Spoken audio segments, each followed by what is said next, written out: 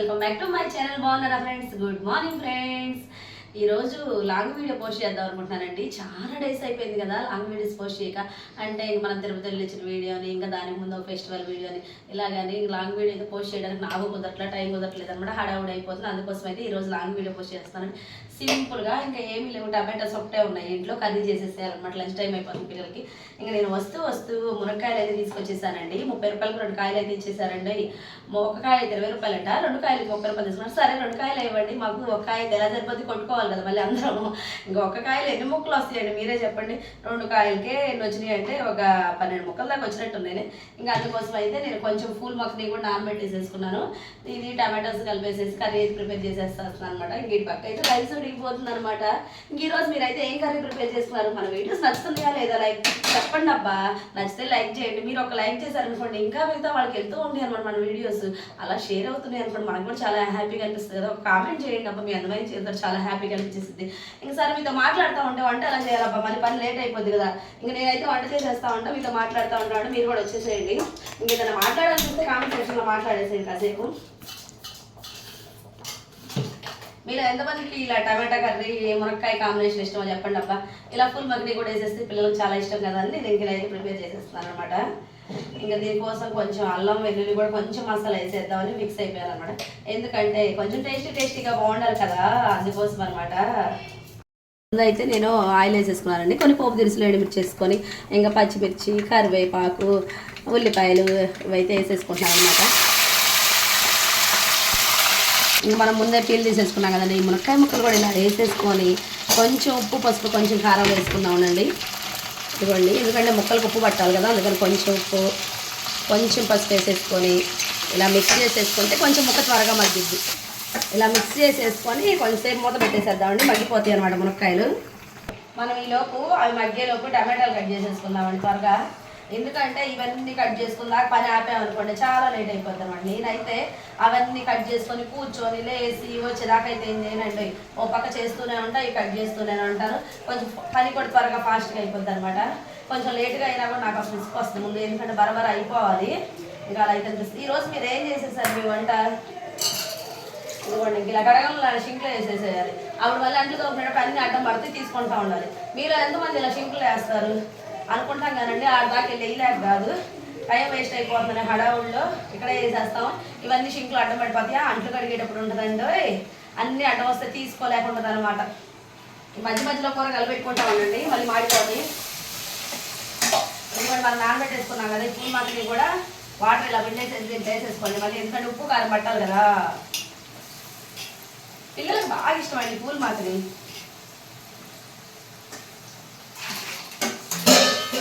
మళ్ళీ బాగా మిక్సింగ్ చేసేసేసి కొద్దిసేపు ఇలా మూత పెట్టేసుకోవాలి. ఇక్కడ రైస్ కూడా చూసేసుకుందాం, ఒక పనే కాదు మళ్ళీ అన్నీ చూసుకోవాలి. ఇంకా ఒక మెతుకు ఉడకలేదు, ఇంకా కొంచెం ఒక మెతుకు ఉడకలేదంటే ఒక మెతుకు కాదు, ఒక్కసారి ఉడికితే వంచేసేద్దాం, అన్నం వంచేస్తా కేజీ.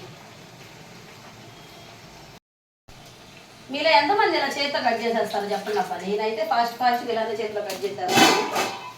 ఇంక టమాటా ముక్కలు కూడా కట్ చేసేసుకుందాం.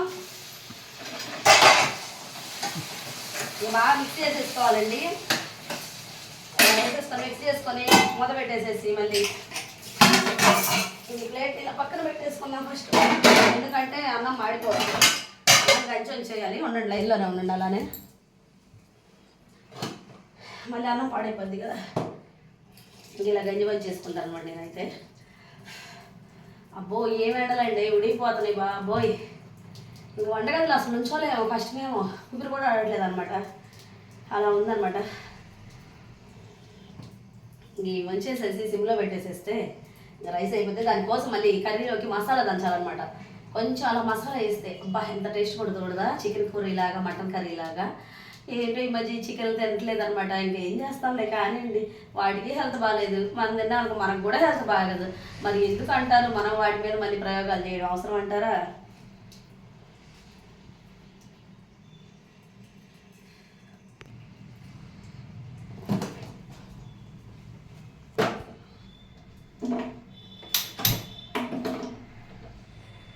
కొంచెం అల్లం చిన్న ముక్క, ఒక ఎల్లిపాయ అనమాట వేసేసుకొని కొంచెం దంచుకుందాం అనమాట. దీంట్లో కొంచెం ధనియాల పొడి అనమాట, మనం ఇంట్లోనే ప్రిపేర్ చేసుకునే ధనియాల పొడి అండి. కొంచెం పసుపు, కొంచెం కారం,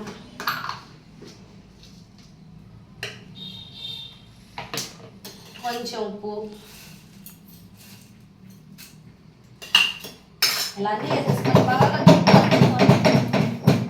ఎప్పటికప్పుడు ఇలా ఫ్రెష్గా పట్టుకుంటే కూర కూడా చాలా టేస్ట్ ఉంటుందండి. ఎందుకంటే ఎల్లిపాయ స్మెల్ వస్తే మంచి ఫ్లేవర్, మంచి టేస్ట్ వస్తుంది కదా కర్రీ.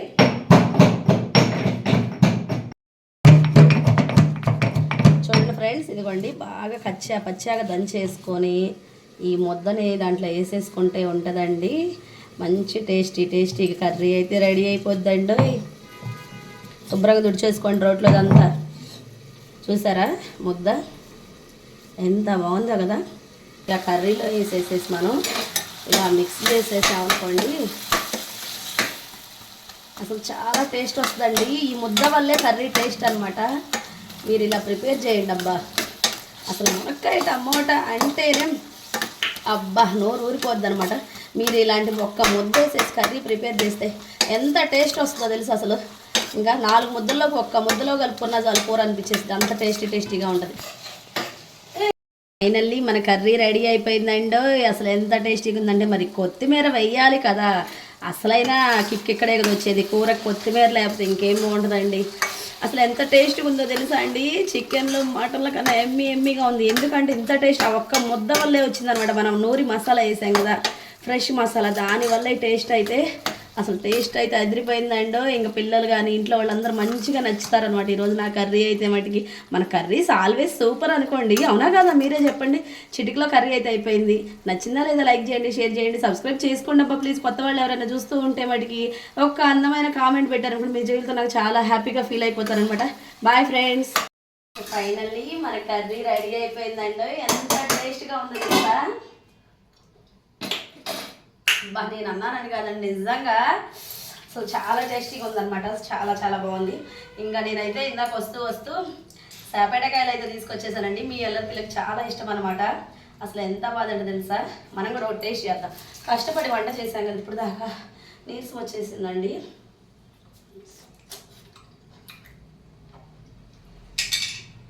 అబ్బో తేనె కారిపోతున్నట్టున్నాయండి సపోటాలు అయితే. ఎంత బాగున్నాయో. 20 రూపీస్కి ఇచ్చా. 4, 7, 8 ఇచ్చారండి. మామూలుగా 5 కేజీలు లెక్క అంట.